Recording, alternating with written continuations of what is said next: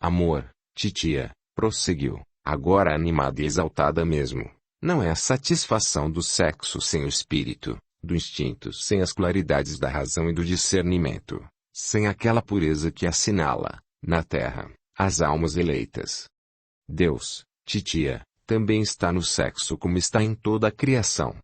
Sublime sempre o sexo, um laboratório de Deus, mormente quando dele fazemos um tabernáculo de santificação da vida, onde Deus faz sentir a sua divina vontade, na perpetuação da espécie nesta plaga do infinito, e elaborando com o homem. E veja, tia Gervásia, que glória para o homem em saber que Deus não desdenha a sua cooperação, os corpos com que veste as almas que descem à terra para que floresçam, no céu das consciências, as estrelas da espiritualidade maior, as luzes das recuperações e reparações salvadoras. Aí, filhara adorada, que susto você me deu a mim e ao seu pobre pai. Olhe, querida, que já foi um susto. E, abraçando-a, cobriu-lhe as faces pálidas de beijos. Isso eu teria dito ao paizinho, mas não me quis ouvir. A estas horas anda ele a confabular certamente com o velho e debochado Licurgo, e você é o assunto. Seu chefe quer conquistá-la, e Demenciano é o seu agente credenciado. E o pistolão? E sorriu amargamente. Lisiane, olhando para a tia, pediu-lhe: sente-se aqui, à beira da cama, porque quero contar-lhe um sonho muito engraçado que tive na noite passada. E tomando as mãos da tia entre as suas, falou. Primeiramente, uma pergunta. A senhora crê em sonhos? Certamente. O Major Gabriel, em uma de suas últimas sessões de espiritismo, o qual, aliás, sabe dirigi-las com muito acerto, dissertou bastante sobre os sonhos, e pelo que me foi dado entender os sonhos são fatos ou acontecimentos que já se passaram, e estão se realizando, ou vão suceder mais hoje, mais amanhã. Não é isso? Impossível, respondeu, retirando suavemente as suas mãos das mãos de Gervásia. Mas vamos ao sonho. Há um colega na fábrica, de nome Sileno, por quem sinto uma atração toda especial. E aquele que me acompanhou até aqui. A minha impressão é de que o conheço há milênios. Gosto de estar perto dele. Sinto que a minha alma geme. Quando o vi, senti que o amava de prístinas eras. Entretanto, meu amor por ele é diferente, tem raízes no infinito, é uma afeição imensa e abismal, que arreda os corpos da existência carnal, para que as almas se unam e se amem sem o contato do sexo, desde que já transpusemos essa experiência, que nesta altura de nosso reencontro seria para nós constrangimento invencível, para não dizer um verdadeiro incesto, em ambos os sentidos. Lisiane hipervagou o olhar pelo quarto, enquanto, discretamente, procurava sondar a tia, e de como estava ela recebendo a revelação onírica. Todavia, Gervásia permanecia tranquila, serena, atenta à dissertação da sobrinha. Pois bem, titia, foi com ele que sonhei, antes mesmo de conhecê-lo, o sonho mais gostoso do mundo. Adivinhe o que fizemos em sonho? Nem se pergunta. Sonho gostoso de moça com moço só pode ser casamento. Acertei. Claro que acertou em cheio. Casamo-nos, mas com separação de corpos. Que? Com separação de corpos. Está maluca, Lise? Que bicho a mordeu? Então, não é casamento. É. Sei lá que diabo de casamento é esse. Lisiane deu uma risada cristalina e, passando a mãozinha perfumada pelas faces de Gervásia, prosseguiu. E Sileno estava de pleno acordo. Não acha isso bonito, titia? Mas... E o amor, Lise, onde é que fica? No mesmo lugar dele. Na alma da gente. Gervásia fitou-a longamente, para depois a arrematar. Isso não é casamento de gente deste mundo, é casamento de anjos. E você não está no céu para casar desse jeito. E, sorrindo animadoramente. Ande, menina, desça daí.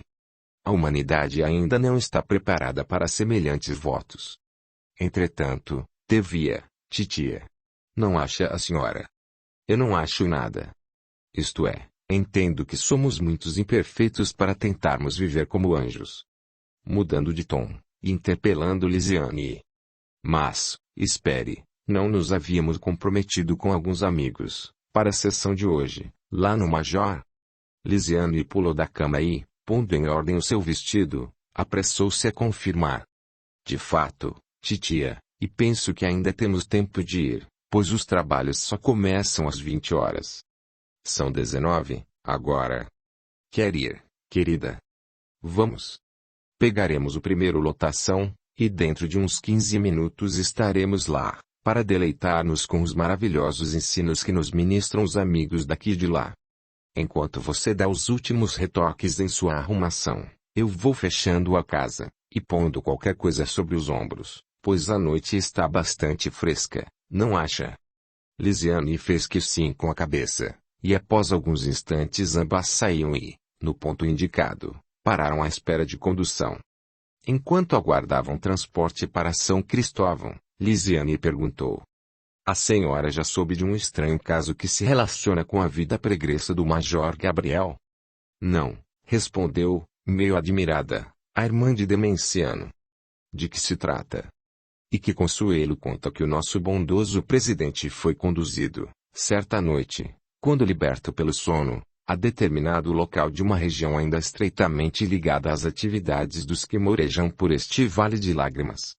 E que você pretende reformar, casando-se com Sileno como se casam os habitantes de Júpiter, que, conforme dizem os entendidos, é planeta de elevada hierarquia espiritual, e onde o matrimônio tão somente une almas, que, dadas suas condições de seres espiritualizados, prescindem da ligação dos corpos, que, diga-se de passagem e ainda segundo as notícias já referidas, não tem a constituição grosseira dos que envergamos aqui, desde que são modelados em material rarefeito, sutilíssimo, a exemplo de nosso perispírito. Entendeu? Ah, tia Gervásia, que a senhora é uma mestra. E quem diria que debaixo dessa humildade se ocultava uma bela cultura espiritualista? Deixe-se de elogios fora de horas e vamos tomar o lotação, que aí vem. Mal se acomodaram no lotação, Lisiane interrogou. Com quem a senhora aprendeu tanta coisa bonita? Teria sido com o tio Rogério. Não se faça de boba, Lise, pois muito mais do que eu você sabe essas coisas. Rogério, a quem Deus haja, era um homem instruído e temente ao Senhor. Um pouco alheio às lides espíritas. Entretanto, não deixava de ser um esposo exemplar e um militar pundonoroso, e, em consequência, um bom cidadão. Nunca obteve dele uma mensagem, depois de seu traspasse? Por intermédio da mediunidade do Major, obtive uma, não faz muito. Era a sua linguagem, a sua maneira de dizer, e o mesmo amor a repontar da comunicação que me endereçou ao coração. Limpou discretamente uma lágrima, com a ponta do indicador comprido e áspero. Lisiane silenciou, mas, a breve trecho, voltou a indagar. Sei que a pergunta é infantil, titia, mas me perdoe a curiosidade. Amava-o muito. Sorriu para responder, batendo de leve no braço da sobrinha. Como só se ama uma vez na vida. Lisiane comoveu-se e deixou pender sua cabecinha de bastos cabelos negros encaracolados no ombro da tia Gervásia. Esta, que ficara emocionada à lembrança do companheiro desaparecido, passou as mãos calosas pelas faces daquela criança que a bondade de Deus lhe enviara já no crepúsculo da vida. Estamos chegando, querida, e bem na hora. Disseram, e pelo caminho Gervásia reencetou a conversação. Afinal, minha filha, você não me contou o sonho do Major. Creio que não é mesmo para ser contado por mim, mas por Consuelo, com quem ficamos de encontrar-nos hoje, na sessão, juntamente com Lívia, Marília, Sérgio, Sileno e outros amigos. Gostaria de ouvi-la nessa narrativa. Creio que, com você, dor sem fim, Sérgio e Sileno, a tertúlia valerá por um mergulho no céu. Não diga isso, titia, retrucou Lisiane, no instante em que transpunham a porta do salão que, já àquela hora, regurgitava de trabalhadores. A mesa diretora dos serviços já havia sido formada. Na cabeceira, tendo de um lado Consuelo, e do outro Sileno, que guardava o lugar para Lisiane, o major compassava o olhar lúcido e belo pelos circunstantes. À sua frente, Ao alcance da mão, o glorioso livro de Kardec, o Evangelho segundo o Espiritismo, aberto à página 55. Tão logo deram entrada aos novos servidores, o major sorriu-lhes e, com um gesto delicado, convidou Lisiane a sentar-se à sua esquerda, lugar que, à aproximação da bem-amada, Sileno desocupara, oferecendo-lhe a cadeira, atrás da qual ficou, sorridente e feliz. O major era um homem baixo, gordo, míope, extremamente simpático e bom. Dirigia a sociedade espírita que fundara, havia anos, com dedicação, devotamento e amor. Em todo o Rio era conhecido por sua bondade, espírito de sacrifício, e, sobretudo, por sua poderosa mediunidade. Receitista e curador, não tinha mãos a medir, no afã de atender a quantos recorriam às suas faculdades medianímicas. Não raros surpreendiam, em suas andanças de caridade, madrugada alta ou ao alvorecer, em plena rua, estugando o passo para atender a todos, no devido tempo, com o passe, a palavra de bom ânimo ou a receita homeopática que lhe sugeria, pelo conduto mediúnico, o incansável apóstolo da caridade, que é o bom doutor Bezerra de Menezes. Nunca ninguém o virá gastar-se por não poder descansar, mesmo nas horas mais avançadas da noite, quando seus serviços eram solicitados por um doente ou por uma alma desesperada. Desenvolvera e cultivara sempre o senso do trabalho, da ajuda e do servir, dizendo invariavelmente que não vivia senão para socorrer o semelhante e cumprir o dever de chefe de família muito amado. 2 vezes ao ano, o major distribuía agasalhos e gêneros aos pobres do bairro, momentos esses em que se tomava da mais santa alegria, encarecendo a necessidade de socorro aos que batem à porta ou que procuram auxílio em qualquer parte. Eram tardes de festas para tão pobre criatura. Sempre tinha uma desculpa para os que erravam, adiantando que o cristão, antes de condenar ou profligar o ato de seu irmão, devia lembrar-se de Jesus, o qual, quando defrontado por aqueles que o perseguiam, jamais proferira uma palavra menos fraterna contra eles. Era sublime no incansável serviço de assistência aos sofredores. Foi ao fim de um desses dias, em que colaborara ativamente nos trabalhos de distribuição de roupinhas e saquinhos de gêneros, que dor sem fim, já recolhida ao leito, sentiu deslocar-se, suavemente, para determinada região espiritual contígua à crosta, e que lhe fora um dia familiar. Caminhando com cautela por entre seres vergastados por seus próprios erros, e que a olhavam com estranha curiosidade, estacou em lugar adequado a observação que, incoercivelmente, alguém lhe impunha a levar a efeito. Nesse comenos, sem mesmo saber explicar, surgiu ao seu lado simpática mulher, cabelos grisalhos, a irradiar beleza e simplicidade. Dor sem fim pensou, a seguir, em perguntar-lhe o nome, quando, antecipando-se à solicitação, falou de manso, numa voz inesquecível pela inflexão e pela acentuada suavidade espiritual. Chamo-me Cornélia, e ajudo, aqui, de onde em onde, ao me ser facultado o ditoso ensejo de visitar, deixando por momento os meus afazeres em outras instâncias e distâncias, o meu Gabriel, uma alma valorosa a serviço do bem. E pervagou o olhar límpido e sereno em torno, como quem procura alguma coisa. Consuelo compreendeu, e ela sorriu. Ele já vem. Despe-se, neste momento, do corpo carnal, mediante o sono, com o objetivo de avistar-se comigo, esclareceu. De verdade, não demorou um minuto e já o incansável obreiro se achava ao lado da alma querida, trazendo, por fios luminescentes, o testemunho de sua ligação ao veículo físico. A cena foi encantadora. Gabriel, ao vê-la, tentou ajoelhar-se. Não, Gabriel, murmurou, erguendo-o delicadamente, não faças isso. Vem para junto de nós. E não pôde completar o pensamento, porque o visitante, num gesto de suprema reverência, lhe tomara gentilmente as mãos, osculando-as suavemente. Como sublime é o teu amor, meu Deus, pensou Consuelo, olhos marejados, diante da espiritualidade daquele encontro venturoso. Cornélia fitou-a, comovida, e sorriu com felicidade. As duas almas como que se confundiam em uma só, numa tâne divina expansão de amor, silenciosas, felizes, porque nenhuma palavra traduziria o que de grandioso e belo significava aquele instante glorioso.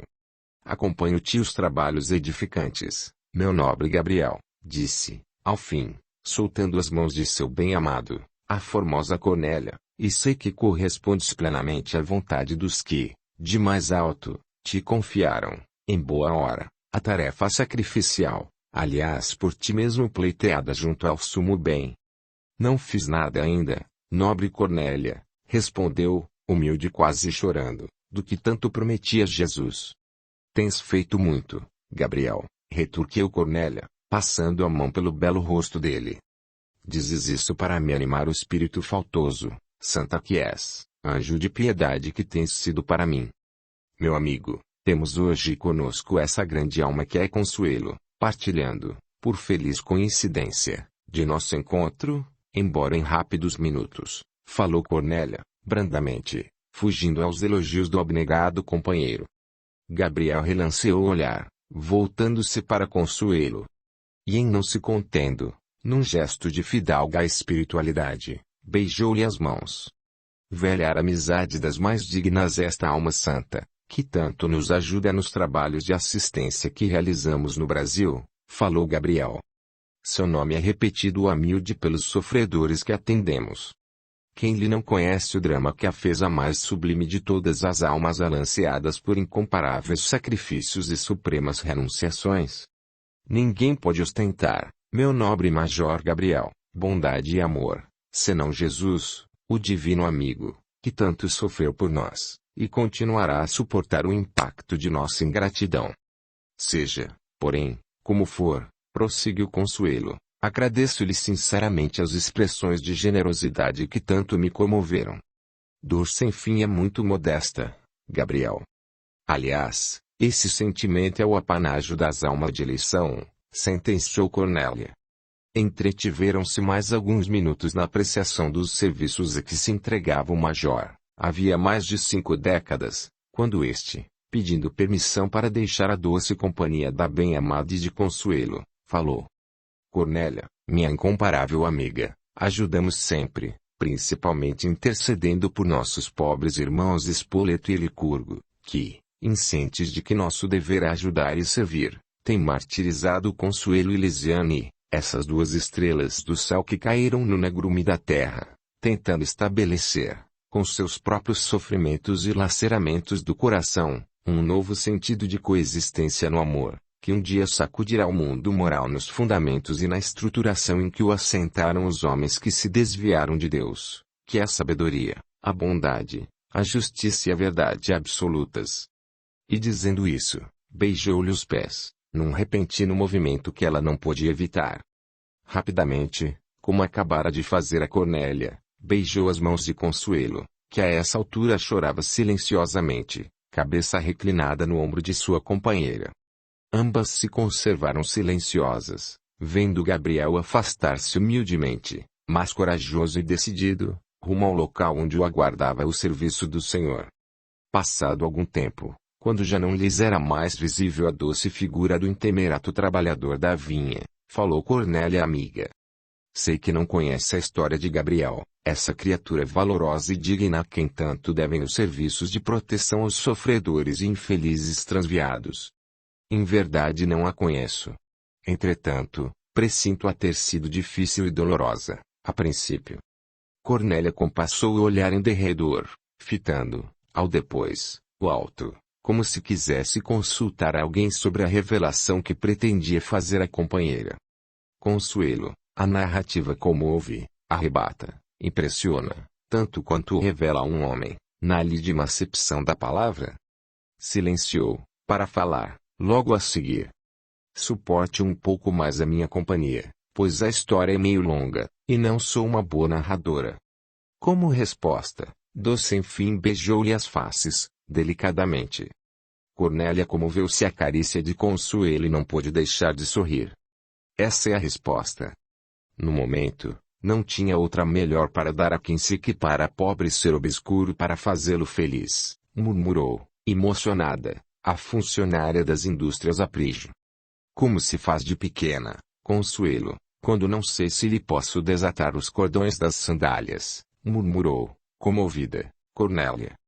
El demorou-se um pouco, antes de iniciar a narrativa, na contemplação da região em que se achava. Acomodaram-se ambas em pequena elevação do terreno, e Cornélia deu começo à história de Gabriel. Certa vez achava-me no Ministério da Assistência, levada por grave incumbência que me deferira personagem de elevada hierarquia, quando, ao dar entrada no gabinete do ministro, surpreendi-o em viva palestra com Gabriel. Não o conhecia, então. Tratei, por uma questão de ética, de voltar nos mesmos passos, pois não me era lícito tomar conhecimento de assuntos que me não diziam respeito. Porém, o ministro falou-me. Rogo-lhe que fique, Cornélia, e assente-se aqui ao meu lado, para ajudar-me no encaminhamento de um caso que interessa profundamente ao irmão Gabriel. Olhei para o major, e desde logo senti que estava diante de uma personalidade vigorosa, mas cujo passado não era muito recomendável. Mas simpatizei com ele. Sentei-me ao lado do ministro e fiquei silenciosa. Se não faz diferença falar perante a nossa nobre Cornélia, pode continuar a defender o petitório, amigo Gabriel. Para mim é uma felicidade falar perante tão digna quão sublime criatura, a quem peço também interceda por uma pobre alma que, por muito ter pecado, muito tem sofrido e faz questão de mais sofrer. Muito errou quem muito amou, respondi, sem atinar como a frase me saiu do coração sem qualquer esforço. Obrigado, minha irmã, respondeu Gabriel, olhando-me com respeito, admirado e ao mesmo tempo humilde. Espalhando o olhar pela pequena sala, teatou a narrativa que vinha fazendo antes da minha entrada. Gostaria, portanto, continuou Gabriel, como quem reinicia uma fatigante história, que o bondoso ministro permitisse fosse eu trabalhar numa das turmas que se encarregam de conduzir para lugar adequado os espíritos que vêm da crosta em lastimável estado de penúria moral e espiritual, enlouquecidos ou ensandecidos. Não me assusta o trabalho. Quem viveu no crime, no vício, na degradação, e se dispõe ao trabalho redentor, já fez o balanço de suas possibilidades no serviço da redenção própria. A tarefa é árdua, difícil, exaustiva e, sobretudo, exige muito espírito de sacrifício, renúncia e abnegação, Gabriel. Pesou já você o quanto lhe vai custar a missão que se propõe realizar? Jesus não me abandonará, creio, disse, demonstrando inquebrantável fé. Está deferido o pedido. Agora mesmo começará, se o quiser, a exercer a sua arriscada empreitada. Dizendo isso, o ministro calcou uma espécie de placa assentada sobre sua mesa de trabalho e daí a instantes surgiu um espírito de nobre porte, que cumprimentou a todos, mas com especial deferência a mim. Miguel, falou o ministro, Gabriel incorpora-se hoje ao trabalho de auxílio e ajuda aos vencidos da terra, atendendo, de preferência, aqueles casos que já lhe são familiares. Sim, respondeu, solícito e respeitoso. E assinando amigavelmente para Gabriel, disse: Felicidades para você. Que Jesus o inspire sempre, meu amigo. Gabriel fez uma saudação que abrangeu a todos e, em companhia do prestativo Miguel, desapareceu pela mesma porta por onde havia entrado. Estive mais algum tempo em companhia do ministro, no desempenho da tarefa que me levara ao ministério, e depois sai, disposta a tomar contato com os novos afazeres do novel auxiliar. Poucos instantes depois me encontrava em sombria e nebulosa região que me fazia recordar as descrições da Divina Comédia. Minha boa Consuelo, prosseguiu, depois de ligeira pausa, apesar de já ter visitado locais semelhantes, a impressão que aquela zona escura e desolada me causou foi algo terrível. Seres ensandecidos, loucos e errantes, como quem não dispõe de destino certo, a proferirem palavrões e blasfêmias que lhes revelavam a ínfima postura espiritual, em um cenário de cinza carregado, em que não faltavam árvores secas e desgalhadas, lembrando charnecas e tabuleiros mergulhadores em silêncio de chumbo, cactos monstruosos ostentando agulhas descomunais, dos quais pendiam estranhas aves como pássaros gigantescos empalhados por um artista adementado. Tudo isso, minha amiga, enchia minha alma de esquisito pesar, profunda tristeza e inusitada melancolia. Deteve-se um pouco, e continuou. Dor sem fim, minha filha, o interessante, e o que me atingiu ao depôs o coração, foi ver a figura desenvolta mas humilde de Gabriel a passar por entre uns e outros, sem deter-se. Em certo momento, um homem zarrão, espadaúdo, barba e cabelos hirsutos, braços longos e simiescos a balançar, avançou para Gabriel e, reconhecendo nele velho e irreconciliável inimigo, soltou estentórica gargalhada que mais semelhava um urro, para, em seguida, estacando a menos de 2 passos de Gabriel, dirigir-lhe a palavra. Conheço-te, agora, maldito que me destruíste o lar e com ele a felicidade, bradou, feroz, punhos erguidos, a babar uma espuma gomosa que lhe corria pela boca fenomenal, escancarada. E o inferno que, aplaudindo meus propósitos da mais bela de todas as vinganças, vomitou-te aos meus pés, Quirón, sem piedade, esmagar a víbora que precisa morrer para sempre. Prepara-te, Gabriel, para o ataque que começa. Em guarda. Não investiria contra uma criatura inerme, mas, para reduzir-te a pó, todos os meios me servem. Em avançando para ele, eu esperava que o nosso amigo tomasse qualquer atitude de defesa. Mas isso não se deu. Ereto, sereno, olhar doce e humilde de onde eu via, admirada mesmo, fluir suave magnetismo que se propagava em brandas vibrações em seu derredor, alargando-se em volutas, como ondas que se formam em águas tranquilas quando se lhes arremessa uma pedra. Deu alguns passos e caiu de joelhos, olhos voltados para o adversário, dizendo-lhe em um tom de voz envolto em mansuetude: Lourenço, perdoa-me. Não te suplico por cobardia nem para eximir-me ao castigo que os meus atos engendraram ao longo do passado. Sei que destruí a tua felicidade, num momento de insânia e, por isso, justa é a tua cólera. Não mereço compaixão. Peço-te, apenas, uma oportunidade para romper com o que já passou e aliar-me a ti na execução de um plano de salvação que tenho em mente executar com a tua ajuda. Lourenço, tomado de espanto, deixou pender os braços ao longo do corpo colossal e, fitando Gabriel, rancoroso, a espumar de ódio incontido, tal qual um epiléptico em crise paroxística, levantou o pé direito para desferi-lo no homem que estava ajoelhado diante de si. Mas, aí, tomei a defesa de Gabriel. Avançando, resoluta, bradei: Lourenço, meu amigo, detente, por Deus. Ele olhou-me, olhos arregalados, boca escancarada, atirou os braços para mim e exclamou, tomado de intensa alegria: Cornélia! Cornélia, minha filha! E abraçou-se a mim, chorando como uma criança, beijando-me como sempre me beijava, ele que me fora pai amado em longínquo avatar e que de nós se distanciara pelas veredas sombrias do seu destino.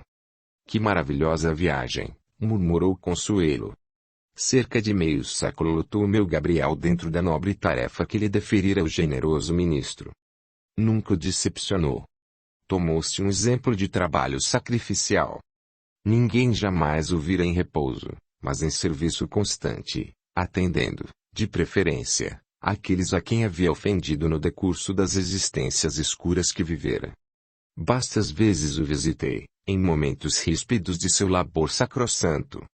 Nunca imaginei que uma alma que havia prevaricado tanto pudesse, um dia, suportar as dores que lhe avassalavam o coração generoso e bom.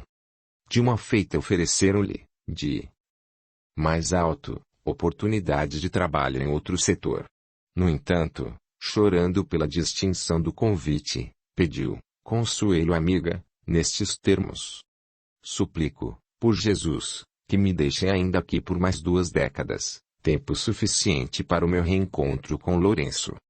Tenho, para com ele, uma dívida, a mais pesada de todas, que contrai nos meus desatinos pelos desvãos do mundo. Quero chorar com ele e com ele trabalhar um pouquinho mais. Devo-lhe muito. E depois, minha amiga? Inquiriu Consuelo. Depois? Depois a luta se tomou mais cruenta e mais acesa. Toda a dor que derramou nas almas levantou-se contra aquela alma feita de abnegação e generosidade. Lutou como nunca imaginara. Animei-o muito com a minha presença. Mas, ao se submeter à prova derradeira na conquista do coração de Lourenço, tomei conhecimento de sua disposição de voltar à Terra em tarefa de difusão das verdades cristãs contidas no Evangelho do Reino à luz do Espiritismo. E voltou. E lá vocês o têm, com a mesma fibra que fez de Saulo de Tarso o maior de todos os apóstolos, o gigante espiritual da gentilidade. Por favor, deixe o seu like, seu comentário, e compartilhe. Para você não custa nada, mas para nós o seu incentivo é muito importante e fará muita diferença. Ele ajudará o canal a crescer e seguir publicando. Muito obrigado. A gratidão é o caminho da evolução. Capítulo 3. Findos os trabalhos de espiritismo experimental levados a efeito naquela noite, em casa do Major Gabriel, formou-se seleto grupo de assíduos assistentes, para uma tertúlia onde se estudariam as mensagens recebidas pelos trabalhadores da sociedade dirigida pelo incansável Major Consuelo, Lisiane, Gervásia, Lívia, Marília, Silênio e outros, cercando o diretor dos serviços espirituais, trocavam impressões em tomo de palpitantes assuntos doutrinários.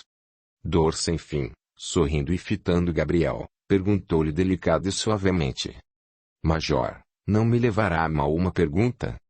O interpelado sorriu paternalmente para sua interlocutora, e respondeu amavelmente: Fale, minha filha, com essa bondade que lhe é peculiar.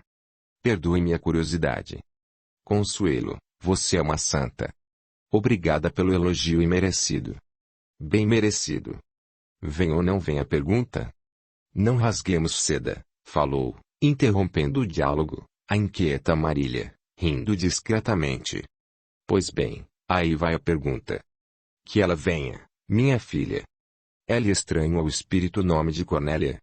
Gabriel fitou Consuelo, meio surpreso, meio admirado.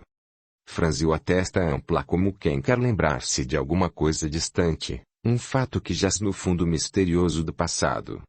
Aleou-se um pouco, num esforço tremendo, para recordar algo sepultado no pretérito longínquo. Finalmente, e sob a imensa expectativa da assistência, retrucou, com visíveis sinais de cansaço.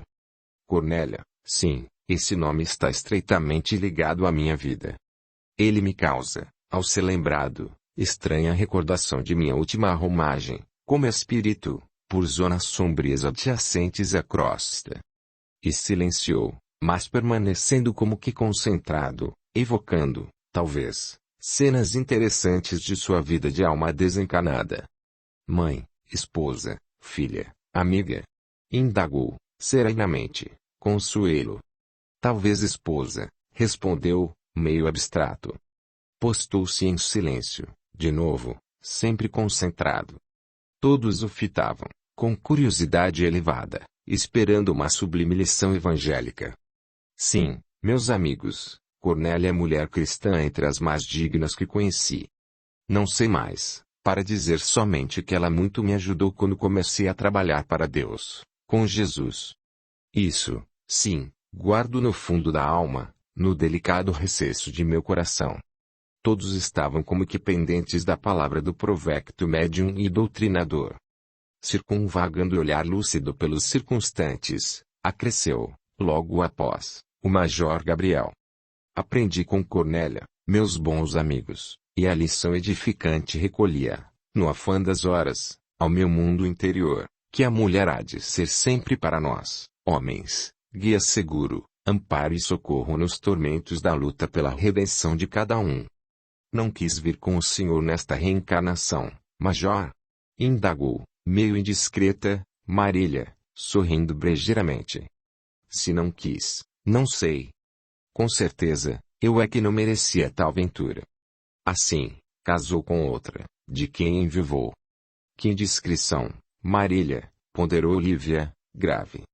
Ora, o Major é o nosso instrutor, e estes, quando interpelados, apressam-se a esclarecer os discípulos, não é verdade? Inquiriu, voltando-se para o diretor dos trabalhos.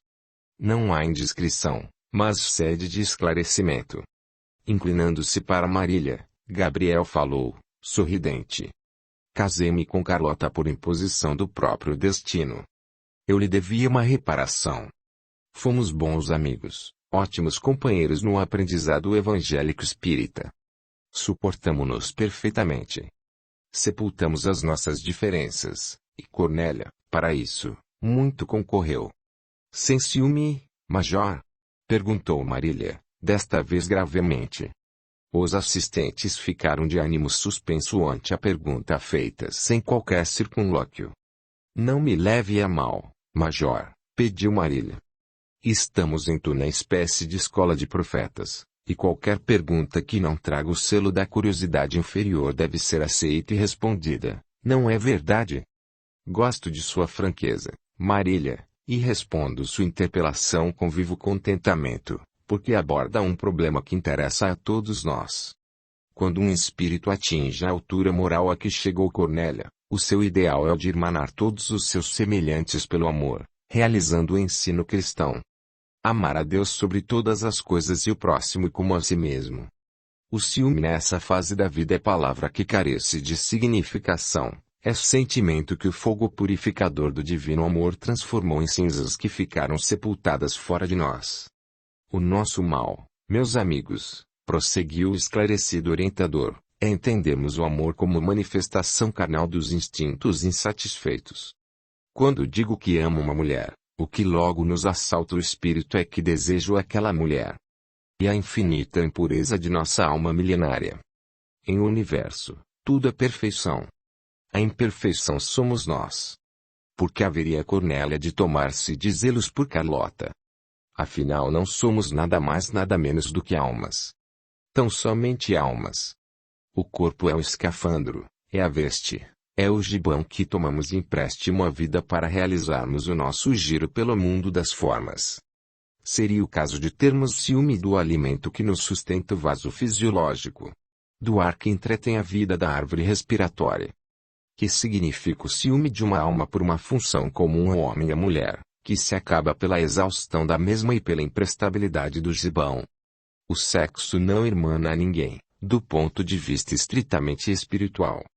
O que nos aproxima, une, liga pela eternidade, é o amor, divino sentimento que Jesus exemplificou, padecendo por nós na cruz de nossas infâmias e de nossa impiedade. Amor que redimiu Madalena. Deste passo, aventurou Marília, a mais trefega dos interlocutores do Major, amar todos os homens, e amar todas as mulheres, não é pecado, penso eu. Amar não é pecado, é a sublimação do sentimento humano. Jesus não nos ensinou a amar uns aos outros. A quem Jesus mandou amar? O corpo ou a alma? O ser eterno, ou o corpo perecível? Mas acontece, Marília, que quando falamos e tratamos de amor nos referimos sempre ao sexo, às suas relações mais íntimas. Desgraçadamente, meus amigos, a nossa inferioridade é tamanha e tanto nos acostumamos a viver no pecado, que não nos sobra tempo para saber que somos almas arrastando o corpo como carga preciosa que devemos zelar, para, mediante seu concurso indispensável, realizarmos o trabalho de salvação. Somos, efetivamente, muito atrasados, mazelados, impuros, exprimiu-se, seriamente, Marília. A grande maioria, advertiu Sérgio, modesto e tímido, quando quer enveredar pelo nobre caminho da redenção, lembra-se da necessidade de alijar, a priori, o fardo dos desejos humanos insofridos. Consuelo olhou-o com ternura. Ele surpreendeu-lhe o gesto e sorriu meio contrafeito, como uma criança. Amava Consuelo com todas as forças de seu espírito generoso e bom. Não cessava de dizê-lo a si mesmo. Ela exercia sobre o filho adotivo de Gabriel uma influência doce e sublime, que o tornava feliz. Almas eleitas, compreendiam-se na divina vocação do amor. Para eles, esse amor era beleza, espiritualidade, caminho para a perfeição. Viveria eternamente ao lado de dor sem fim, sem que um pensamento, por mais fugaz que fosse, maculasse a pureza de sentimento tão elevado e nobre, dizia-se a si mesmo, na devoção de seu amor. Gabriel entendia-lhe a alma heróica sob aquela aparência de constrangimento e timidez. Sempre fora assim, desde que o recolhera ao lar modesto, deserto com a ausência, pela desencarnação, de Carlota, a valiosa companheira de todas as horas. Humilde, bom, dedicado, honesto e digno, Sérgio era-lhe um filho e um amigo, um colaborador precioso, um ser profundamente preparado para as luzes da civilização do terceiro milênio. E um santo, exagerava, pelo amor que devotava a Sérgio, que Jesus me enviou para a ajuda do serviço redentor. Entendemos, continuou Gabriel, que só o amor nos salvará, tanto quanto já o fez a outras humanidades. Eu não amo a mulher, em suas características físicas, para que ela também me ame. A alma é a meta desse sentimento, pois que nesta é que se acomodam e permanecem, eternidade em fora, as sacrossantas conquistas da vida. Perpassou o olhar sereno pela assistência, e prosseguiu. Esse amor que se compraz na adoração do corpo, com este se desfaz, porque não compreende aquele que o alimentou senão nos prazeres físicos que proporciona. Mas o outro, o verdadeiro, o amor, objetiva a alma, para onde gravita pela eternidade. Por isso, não morre nunca, pois a essência e o espírito é imortal, eterno. Então ama todas as mulheres, Major Gabriel? Indagou Lívia, curiosa. Naturalmente. Eu amo todas as mulheres. Amo a humanidade. Quando vivemos a verdadeira vida, a união dos seres já se não dará em função do sexo, mas na pauta do sublime gozo de amar, em sua divina significação. Calou-se e interpelou os assistentes com o olhar indagador. E as reencarnações desaparecerão por desnecessárias, neste mundo? Perguntou Sileno, interessado. As reencarnações, ainda assim, não são desnecessárias.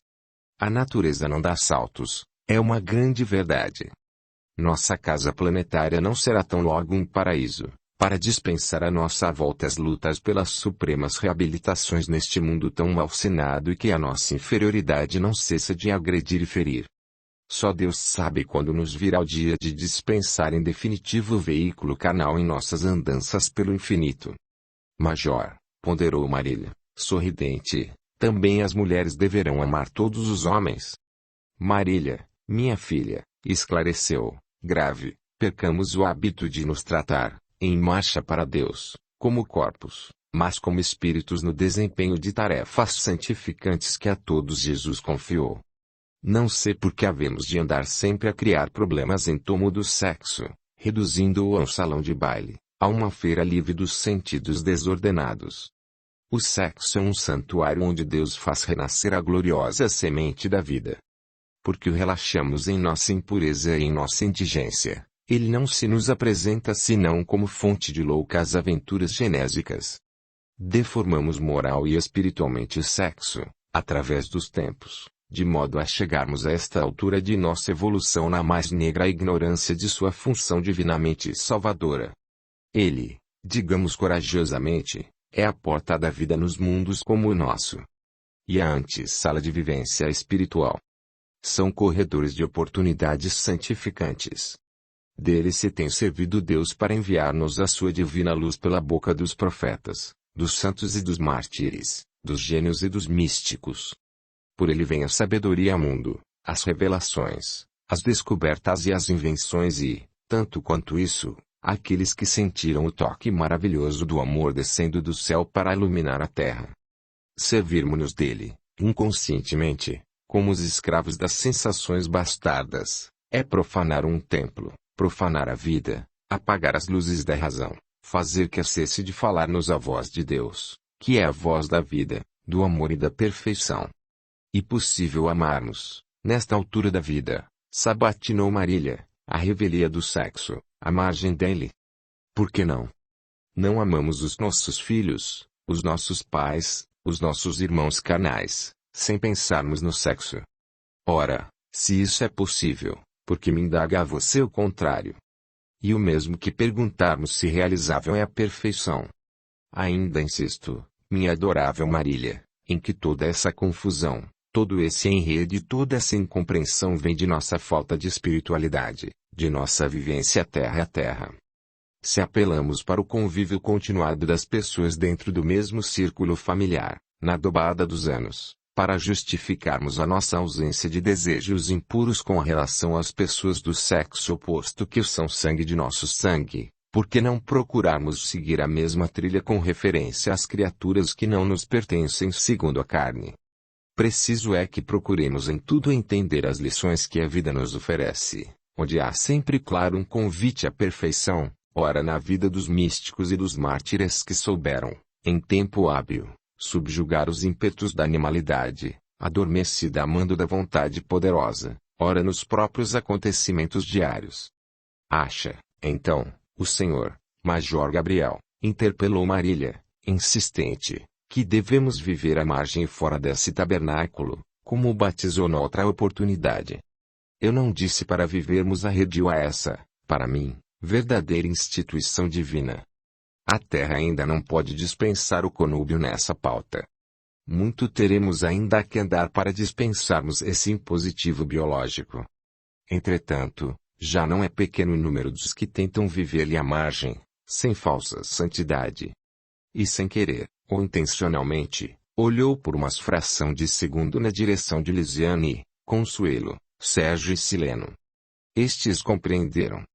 Há muito que narrar sobre essa instituição, ponderou o Major, finalizando a palestra cordialmente mantida entre os elementos de seu agrupamento espírita.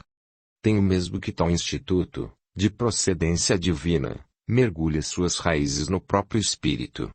E uma opinião pessoal que agora me surgiu à revelia de meus pensamentos.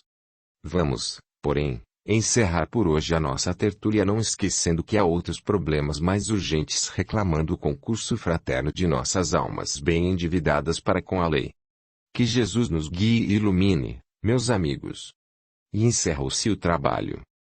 Levantaram-se os assistentes, e cada qual se deu pressa, pelo adiantado da hora, de rumar para o ninho doméstico, despedindo-se uns dos outros, deixando o Major em companhia de Sérgio, seu filho adotivo, que se mantinha meditabundo. Que te faz triste, Sérgio? Indagou o pai, tão logo ficar a sós com ele. Não estou triste, pai, penso em Consuelo. Sei que a amas, filho. Queres casar com ela?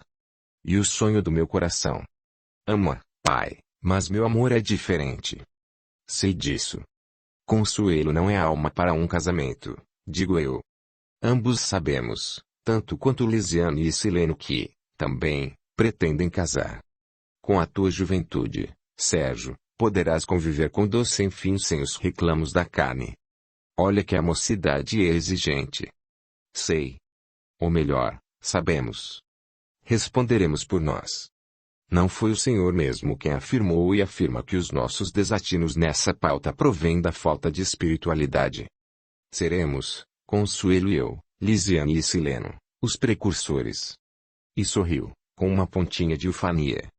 Que Deus sustente, por seus divinos emissários, em todos vocês, essa resolução, que marcará o início de uma sublime convivência entre homens e mulheres, nesta estância do infinito.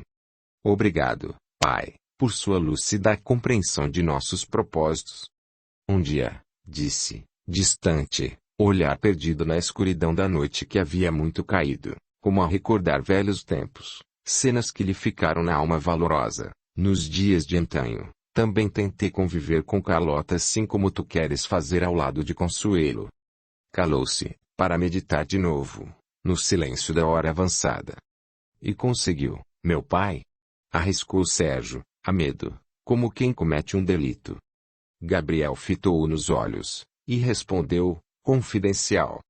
Quem conheceu a minha pobre Carlota, gênio arrebatado, sem instrução, quase analfabeta, diria estar diante de uma mulher vulgar, grosseira e indelicada, mas na intimidade revelavam-se-lhe os escaninhos da alma e, coisa surpreendente e singular, Carlota era toda meiguice, carinho, bondade e compreensão. Era o tipo da esposa ideal, espiritualizada, de uma delicadeza e humildade de santa. Dona Carlota. Sim, meu filho, Dona Carlota. E por que se fazia assim parecer o que não era? Para afugentar-se as insinuações do pecado e manter na alma o medo da própria derrota no tentame a que se propusera comigo. Silenciou. Levantou-se da cadeira, deu alguns passos pela sala, encaminhando-se, após, para a janela que abria para a noite estrelada, e fixou o olhar no céu. Sinto-a sempre perto de mim, e quase sempre em companhia de Cornélia, irmã querida. Venceu a prova que se impôs a si mesma. Naturalmente, falou como se o fizesse de si para si. Tão baixo era o som de sua voz, num murmúrio quase inaudível. Vencemos. Acresceu. Sublime. Conheci um amigo, moço, tipo másculo de homem, que, dirigindo um estabelecimento de meninas e mocinhas, fez-se eunuco, temendo a cilada do pecado. Um recurso desesperado, opinou Sérgio, a enunciação do fato. Lá diz o Evangelho do Reino. Há eunucos pela vontade de Deus, e outros por sua própria vontade, sentenciou o major. E após alguns instantes. Vou repousar um pouco. Boa noite, Sérgio. Boa noite, meu pai. Enquanto essa palestra confidencial tinha curso entre pai e filho, outra não menos interessante desenrolava-se em casa de Dona Gervásia. Demenciano, alcoolizado, ressonava ruidosamente, atirado, vestido ainda, numa poltrona da sala de estar. Quando a viúva de Rogério e Lisiane entraram, o barulho dos passos e do fechar da porta despertaram o visitante. Abriu, com muito esforço, os olhos injetados e falou com dificuldade. Isto é hora de voltar. E isso é estado em que venha para casa, Demenciano? Inquiriu, enérgica, Dona Gervásia. Aproximando-se do irmão, tirou-lhe o chapéu e tentou soerguê-lo com auxílio de Lisiane.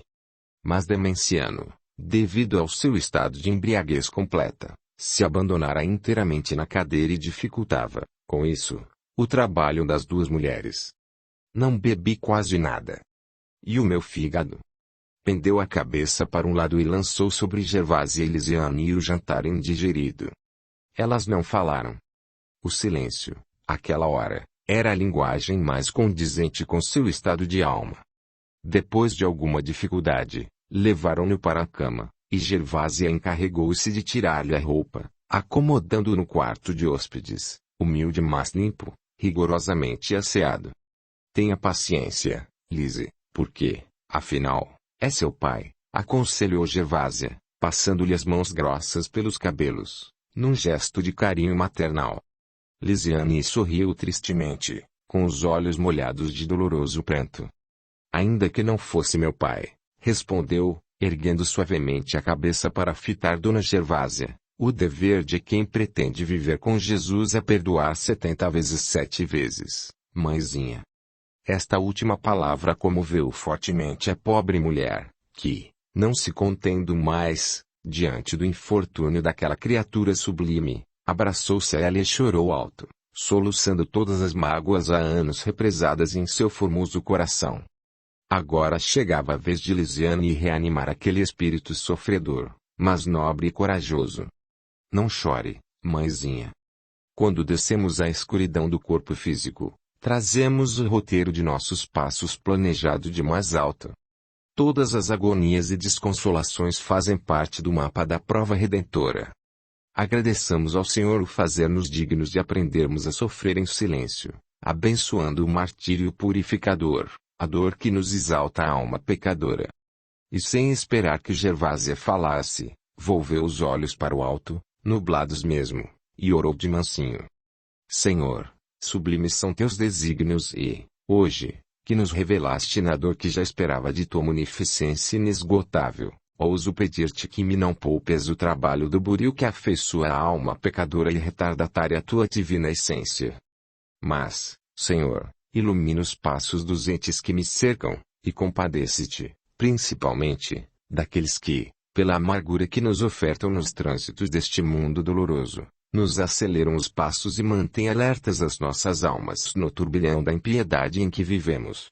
E enxuga o pranto amigo dos que choram conosco na asperidão do caminho, pelo muito de bom que estão fazendo na vinha que santifica, sob o teu divino olhar.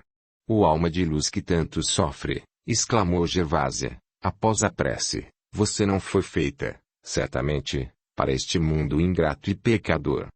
Sem conter as lágrimas que vertiam de seu olhar amortecido pelo rigor de todas as horas amargurosas de sua vida de lutas e sofrimentos, desprendeu-se, brandamente, dos braços de Lisiane, e olhou para as ruas desertas pelo vão da janela mal fechada. Durma, minha filha, porque irei fazer o mesmo. Amanhã é outro dia, e os afazeres da casa me reclamam as energias que já se vão escasseando. Ore também por seu pai. Talvez possamos ajudá-lo nesta hora difícil de sua romagem. Tenho sempre pedido a Jesus por ele. Penso que o coitadinho desorientou-se desde a partida de minha mãe para o céu. Sim, Lise, você diz bem, para o céu. Suspirando fundo, depois daquele desabafo, disse, triste. Como é caro o céu, Lise. Quanto nos custa ganhá-lo? Quando nos identificamos com o Pai, o preço de sua conquista é suave. Porque também o jugo de Jesus é suave e o fardo de nossos deveres, com ele, é leve. Quantas lágrimas nos custa compreender os ensinos do divino crucificado? Murmurou a viúva de Rogério, recordando a preleção da noite, por Gabriel. Foi o tema da palestra de hoje, não foi, mãezinha? Sim. E com que inspiração nos falou o major? Mudando de atitude, interpelou Lisiane, que a olhava com interesse. Você chegou a conhecer Carlota, a esposa de Gabriel?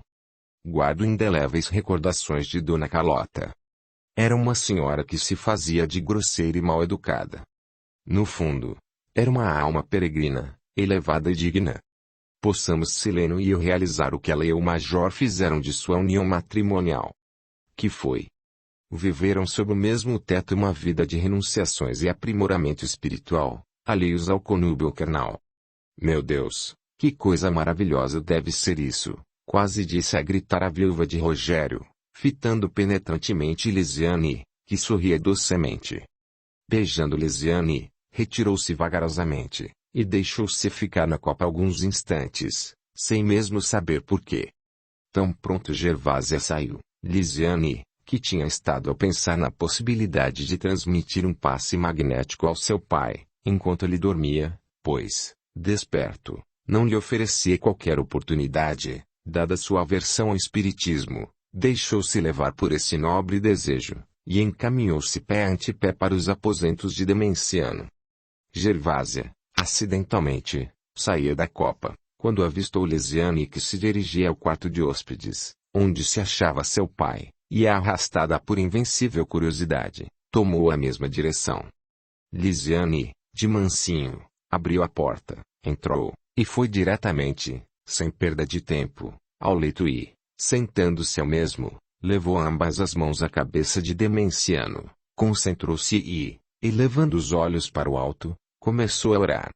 A viúva de Rogério contemplava o espetáculo, chorando silenciosamente.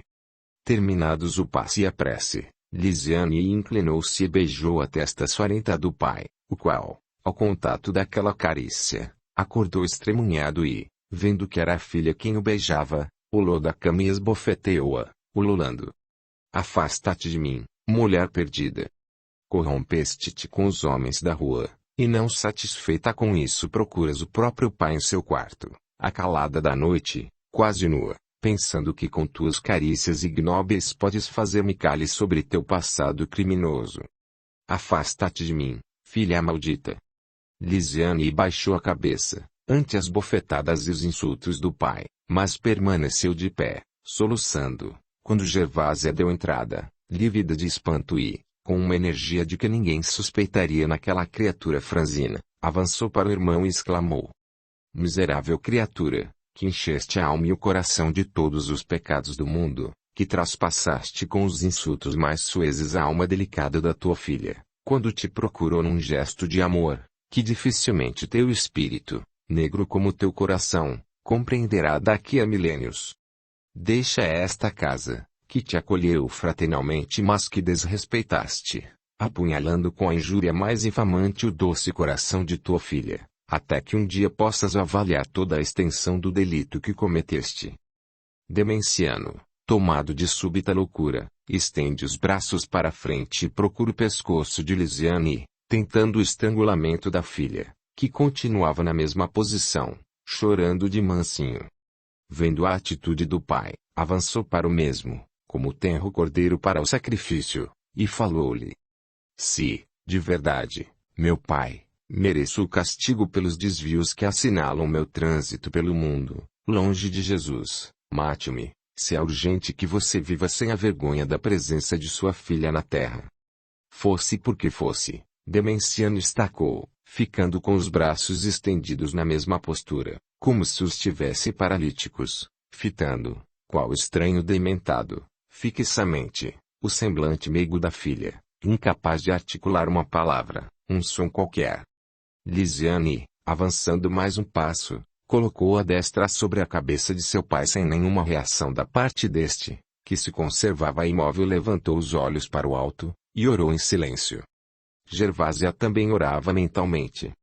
Poucos instantes depois, assim como quem desperta, Demenciano deixou cair os braços, olhou em derredor, respirou fundo, e falou. Gervásia, preciso partir agora.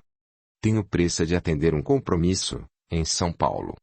Se for possível, reúne a pouca roupa que trouxe comigo, enquanto procuro um táxi. Dizendo isso, beijou a filha e saiu, quase a correr, enquanto Gervásia procurava arranjar em uma pequena mala de mão os pertences do irmão que se despedia. Lisiane não se conteve quando Demenciano a deixou após a carícia de seu beijo. Correu até a porta da rua, e gritou. Paizinho, venha cá. Venha, paizinho. Correndo, e chamando-o, foi até o pequeno portão que ficava um pouco além da casa, mas tudo de balde, porquanto Demenciano já se embarafustara por entre as trevas da noite, desaparecendo na escuridão. Lisiane permaneceu arrimada ao muro, procurando ainda descobrir o vulto querido do paizinho que se fora. Lise. Lise. Venha. Não fique aí no portão a estas horas da noite. Já vou, mãezinha. E voltou, chorando baixinho, arrastando-se quase, duplamente ferida. Entrando em casa, abandonou-se aos braços de Gervásia e, ocultando a cabeça ardente no ombro de sua tia, aquietou-se como miserávelzinha que encontra pouso seguro no meio da tormenta arrasadora. Não chore, querida, ele não demora. Daqui a instantes estará aí com o automóvel, disse, conduzindo-a mansamente para o quarto. Ele nunca mais virá, mãezinha. Não diga tolice, Lise. O paizinho vem sem demora. Lisiane não respondeu. Sabia que Demenciano nunca mais voltaria. Havia sido tremendo o impacto das últimas cenas, para que retomasse aquela casa. Tinha a certeza de que não mais o veria. Lise, segredou Gervásia, depois de acomodar a sobrinha em sua cama, e sentando-se à beira do leito, fui muito estúpida, cruel e desumana com o meu irmão, não fui mesmo. Lisiane não respondeu logo. Depois, virando-se para a tia Gervásia, retorquiu, passando-lhe as mãos delicadas pelos cabelos que os anos e os sofrimentos vinham embranquecendo. Não sou ninguém para julgar, mãezinha, mas, às vezes, a energia no trato com os nossos semelhantes é uma manifestação de caridade. Jesus foi enérgico, por vezes, até mesmo com os próprios discípulos. Creio que o paizinho tomará a direção oposta na vida, precisamente agora, depois que a senhora, talvez sem o querer, lhe demonstrou seu erro, por enveredar pelos caminhos da irresponsabilidade moral. E um alívio, minha filha, a sua opinião. Dormirei tranquila. Boa noite. Lisiane retribuiu a saudação e aquietou-se para dormir, rogando a Jesus que iluminasse o espírito de Demenciano, a fim de que pudesse aproveitar bem os anos que ainda lhe restassem viver. Enquanto se desenrolavam essas cenas em casa de Gervásia, outras tinham lugar na pensão em que residiam Consuelo e Marília, bem assim Silene e Lívia. Ao deixarem a casa de Gabriel, Lívia e dor sem fim, de braços, tomaram a dianteira, deixando um pouco para trás Marília e Sileno. Você fez o major nos dar preciosas lições de espiritismo, sua indiscreta, brincou Sileno. Sim, meu amigo, a gente frequenta essas aulas de evangelização espírita com a nobre finalidade de se tornar menos imperfeita. De fato, Marília, esse é o elevado objetivo que nos congrega nos templos de espiritismo cristão. Mas, o quê? Não ficou com pena de não ter podido acompanhar Lisiane? Indagou, intencionalmente. Mentiria se negasse. Ama muito, então? Naturalmente. Somos velhas almas conhecidas, e que a misericórdia de Deus acaba de unir nesta romagem que estamos vivendo. Quer dizer que se casarão? Creio que sim. Casaremos, se o Senhor o permitir. Que judiação! Falou Marília, sorrindo.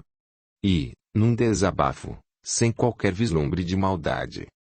E eu que tinha minhas pretensões, disse, rindo gostosamente, mas como Lizzie chegou primeiro, cedo-lhe o lugar, embora muito a contragosto.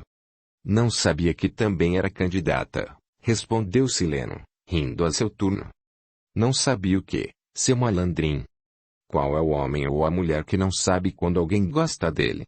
Retrucou Marília, dando-lhe um beijo, ao virarem uma esquina. Ao menos isso levará você como lembrança minha. Obrigado, Marília, disse sério, Sileno. Não preciso do beijo como advertência de que não a devo esquecer. Basta nossa amizade, não é mesmo? E sim, mas um beijo nunca é demais na vida dos moços, e é até mesmo na vida dos velhos. Não vê como Spoleto e Licurgo gostariam de beijar dor sem fim e Lisiane? Pois que percam as esperanças, sentenciou Sileno. Definitivamente. Já à espera dos retardatários estavam, à porta da pensão, Consuelo e Lívia, sorridentes. Vamos entrar, crianças. Convidou Lívia. No instante em que entravam, o telefone chamava Consuelo. E com você, Consuelo, informou Dona Margarida, a proprietária da pensão, uma robusta senhora de 40 anos, viúva, portuguesa, que não tinha tempo para descansar e muito menos para assistir a um filme no cinema do seu bairro, mas que gostava muito de rádio e televisão, para ouvir e ver os acordes dolentes do fado da Santa Terrinha e seus intérpretes. Para cantar, com sentimento, lindas canções de amor, dizia entusiasmada, ninguém melhor que os brasileiros, é verdade, mas depois dos portugueses. Aí! Meu Deus, como eles sabem lembrar os velhos costumes de Aveiro e Trás-os-Montes. E, por vezes, chorava de saudade, mas afagando a esperança de morrer em seu distante e saudoso Portugal, jardim da Europa à beira-mar plantado. Obrigada, Dona Margarida, agradeceu, dirigindo-se para a sala onde se achava instalado o aparelho. E você, Consuelo? Indagou a voz. Sim, Sérgio, sou eu, meu amigo. Não posso tranquilizar-me sem saber se chegou bem. Cheguei, Sérgio, respondeu, rindo baixinho. Acha que é uma criancice de minha parte, querida? Não, meu amigo. Pelo contrário, desvanece-me sobremodo seu reiterado interesse por mim. Amo. Muito lhe agradeço por isso. E você? Sabe que lhe quero muito. Seu nobre coração revela a beleza de seu espírito. Somos velhos conhecidos da eternidade. Vivendo o doce sonho de um amor que não acaba nunca. Somos eternos. Tanto quanto o nosso amor, insistia Sérgio. Diria, as nossas almas. Não fuja do tema. Estou indo ao encontro dele. Será que não percebe, Sérgio? Percebo agora. Então, vamos descansar para não diminuirmos, amanhã, o rendimento de nosso trabalho na fábrica. Gostaria de ficar conversando assim, até o mundo se acabar. Não chegaria até lá, porque a companhia telefônica cortaria a ligação. Boa noite, Sérgio. Belos sonhos. Se puder dormir. Conte até 5 que dormirá. Até logo. Sérgio ouviu o clique do aparelho e ficou, sorridente, olhando para os lados, desconfiado de que alguém tivesse ouvido a sua conversação com Consuelo. Ande, vá dormir, Sérgio, porque amanhã é outro dia, falou o major, que se levantara para servir-se de uma homeopatia, e tomara conhecimento da palestra do filho. Estava aí, pai? Não. Vim agora para uma dose de meu remédio dos rins, e ouvi, sem querer, o namoro telefônico. A mocidade é assim mesmo, pensa que o mundo vai acabar-se. E o senhor não era assim? Tanto era que acabo de dizer como a mocidade é apressada. Até logo, vamos dormir. Até logo, pai. Saindo de casa, arrebatadamente, Demenciano perdeu-se noite adentro, sem saber que destino seguiria. Sentia a cabeça estalar de dor, e um indefinível estado de espírito impulsionava para a frente, obrigando-o a distanciar-se o mais possível da casa de Gervásia. Ninguém o faria voltar à residência da irmã. Não se dava conta dos acontecimentos. Tudo era confusão. O que queria era afastar-se para bem longe. A pé iria até ao fim do mundo. E a passos estugados, quase a correr, fugia dali e tudo daria para ausentar-se de si mesmo. Não atinava com o gesto de Lisiane, procurando tarde da noite, em seu quarto, de roupas íntimas, acariciando-lhe a cabeça ardente. Que? Será que sua filha, a levar em consideração que lhe dissera, antes, quando aludiu ao amor de Licurgo por ela, era uma sublime criatura fugida do céu, um demônio desertado dos alouces mais abjetos? Aproximando-se de um bar, que ainda estava aberto, entrou e, assentando-se a uma mesa discretamente colocada ao canto da sala, pediu uma bebida violenta. Enquanto o empregado não lhe trazia o conhaque, acendeu um cigarro, puxou com gosto a fumaça, e voltou a pensar no que fizera. Martelou o assunto que o preocupava, que o torturava, e sentiu-se no passado distante. Seu casamento com Malvina. Sua vida de bebedeiras e vagabundagem. Os amigos das noitadas alegres. Sua mulher, a sacrificar-se para manter vida digna longe do esposo, que só a procurava para a satisfação dos vícios que alimentava. Sem o querer, reviveu Lisiane, delicada criança, meiga e doce, um anjo que o beijava sempre, sem nunca indagar-lhe por onde andara, porque não vinha todas as noites para casa. Porque não ia com ela à igreja. Porque nunca lhe deram um brinquedo como faziam os pais de suas amiguinhas. Como Lise mudou, meu Deus! Não teria sido Gervásia quem a arrastara para a degradação e a corrupção moral. Está tão diferente, embora aquela aparência de criatura santificada pelo trabalho e pelas provações.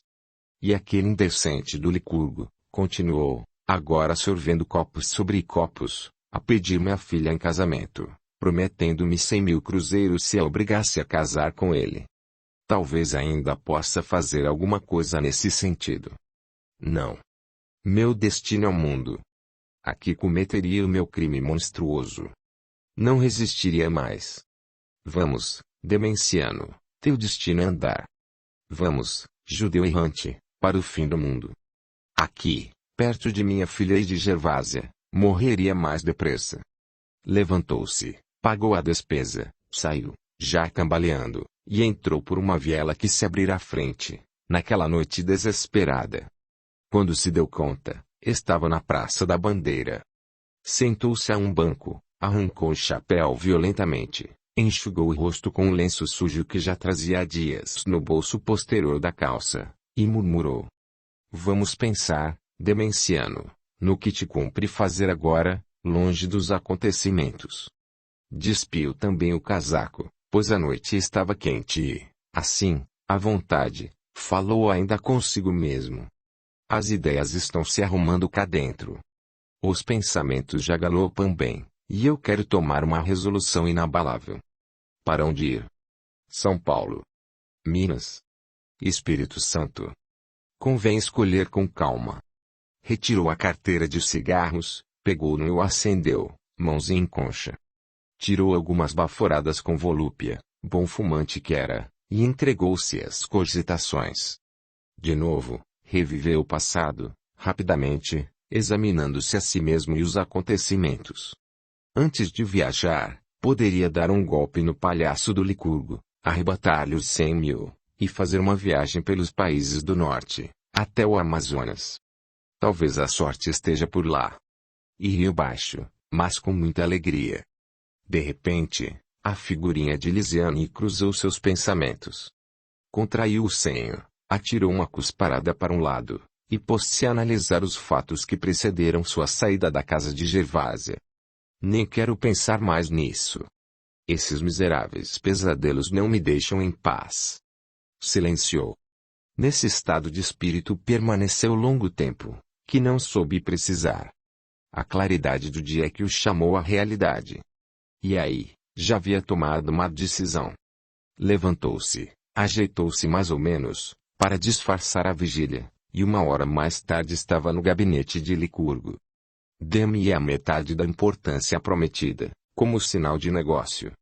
Creio que não será fácil a concordância de Lise, mas já a trabalhei, podendo assegurar-lhe que tudo vai de vento em popa. Aliás, em todo e qualquer negócio dá-se sempre um sinal, não é verdade? Sim, é verdade, Demenciano. Mas, diga-me uma coisa, pediu Licurgo, olhar brilhante na esperança de conseguir Lisiane. Ela não se importará em viver comigo, mesmo sabendo, como sabe, que sou casado.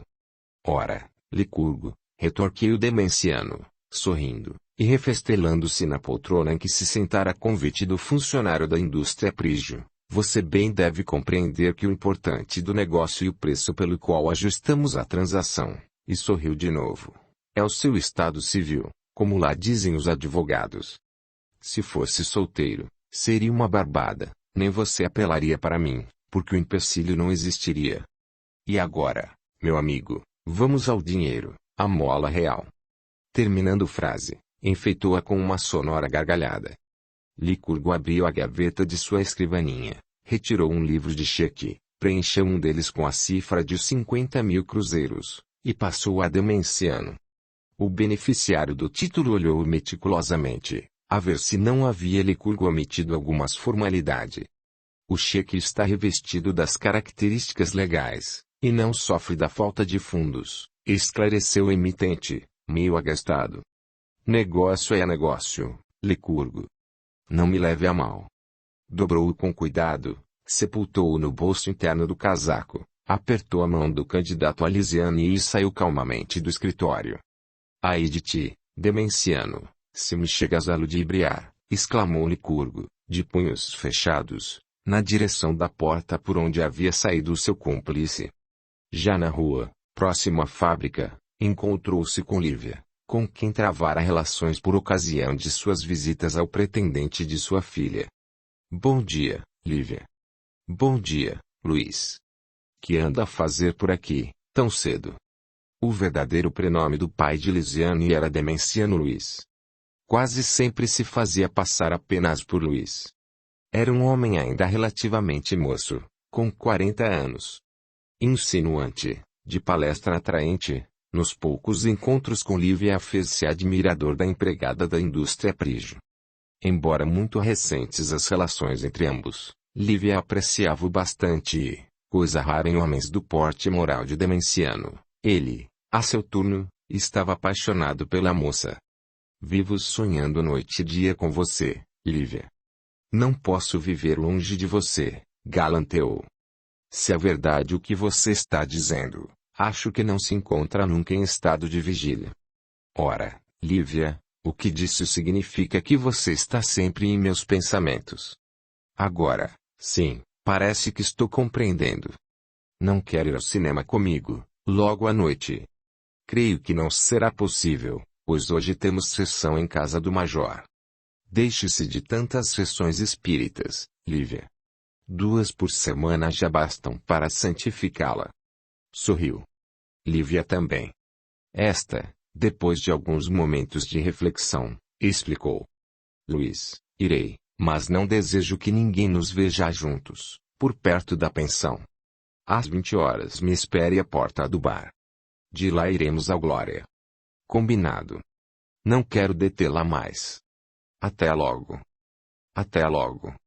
Demenciano, rápido, encaminhou-se para um hotelzinho de ínfima classe que ficava nas imediações, onde se instalou. No quarto, sem roupa para mudar, sentou-se em uma cadeira, que quase o jogou ao solo, e passou a recapitular os últimos fatos. Tirou do bolso o cheque que guardara com tanto cuidado, desdobrou-o sobre uma mesinha à frente da cadeira e entregou-se à análise de sua situação. Aquele pequeno pedaço de papel, que representava para Demenciano um modesto começo de vida, passou a atormentá-lo, mordendo-lhe a consciência. Sempre fui um canalha e um ladrão, iniciou uma autocrítica, rememorando sua vida desde o falecimento de Malvina, e desde que deixei Lise entregue a Gervase e atirei-me a uma vida de dissolução, de deboche e vigarices. Nunca levei a sério qualquer compromisso e jamais permaneci no trabalho mais de uma semana. Recebendo aos sábados o salário, dissipava-o em bebida e nos vícios repelentes. Nunca pensei em Lizzie nem em Gervásia. Em aqui voltando, de novo o vício me impele a reiterar os mesmos abusos e os mesmos propósitos. Encontro a filha e, por uma circunstância toda especial, descubro na alma negra de Licurgo o pecado que pretende envolvê-la, maculando-a para sempre. Olhou para o cheque, e sorriu amargamente. Fitou o título e lembrou-se de Lívia. Sentiu uma estremeção na alma. Silesiane não teve o poder de chamar-lhe a brios a personalidade. Lívia, entretanto, exercia sobre seu espírito uma atração perturbadora, mas que o transportava a uma afeição nobre e reabilitadora. Alma bondosa, confiante, serena e altruística, Lívia, em narrando-lhe os trabalhos em casa do Major Gabriel, era bem a figura meiga de uma santa pretendendo salvar um condenado. Não sei por que essa criatura me quer, sem o saber, arrebatar ao sorvedouro de paixões que me envilecem. Sou um homem vulgar. Um ente sórdido e moralmente repugnante. Novamente deitou o olhar sobre o cheque. Levou de manso à mão aquele pedaço de papel que representava dinheiro, de que estava precisando muito. Tomou em ambas as mãos. Ao contato daquele bilhete bancário, lembrou-se de Lívia, e fosse porque estivesse nela pensando, ou fosse porque, àquela altura de sua vida, sentia que amava uma jovem pura e santificada pelo trabalho, rasgou-o violentamente, em 1000 pedaços, o cheque assinado por Licurgo e, chegando à janela, atirou-os em plena rua, num gesto nervoso, sorrindo como um homem que se derrota a si mesmo dentro de seu mundo interior. Devia ganhar a batalha de redenção de Demenciano. Tomada a resolução inabalável, Demenciano voltou aos seus pensamentos. Sou mais velho que ela. Lívia veio me salvar. Preciso de vida digna. Continuou a construir frases em torno de seu amor. Atirou-se na cama, vestido como estava, e procurou coordenar as ideias. Era urgente conseguir trabalho honesto, abandonando, desde logo, todo o passado, para entregar-se a uma atividade que lhe garantisse os meios de subsistência, mas em bairro distante, afastado da casa de Gervásia. Queria distanciar-se, de momento, de sua filha. Tinha vergonha de si mesmo, ante as lembranças de seus desatinos. Pensou muito, até que lhe ocorreu que, sendo prático em refrigeração, era possível empregar-se, como tal, em estabelecimento do gênero. Levantou-se, alisou os cabelos e a roupa, fechou o quarto e saiu. Meia hora depois encontrou a casa que lhe convinha. Pediu para falar ao gerente, que, de imediato, o atendeu. Expôs o seu desejo de trabalhar. Tinha trabalhado para outra firma, indicou-lhe o nome e nomeou o endereço, e gostaria de exercer o seu ofício para a firma que procurava. Depois de uma série de perguntas, o gerente contratou-o. Podia desde logo, ou no dia imediato, começar o trabalho. Agora mesmo, Sr. Romão, se o permitir. Levado ao chefe das oficinas, daí a minutos Demenciano começou a exercer sua antiga profissão, na base de um salário que lhe cobria, inicialmente, as necessidades mais prementes. Audiolivro realizado pelo canal Surya Chand Audiobook. Quando voltou à humildade de seu quarto, já trazia consigo uma roupa nova, artigos de uso diário, sapatos. Empregado, não lhe fora difícil abrir um crediário para a aquisição desses objetos. À noite foi ao cinema com Lívia. Para Demenciano foi o seu primeiro dia feliz. Receio ter quase a idade de ser seu pai, Lívia, disse a medo, em caminho para casa. Tenho 26 anos, respondeu a companheira. Que, subtraídos de 42, apresentam-nos uma diferença de 16 anos.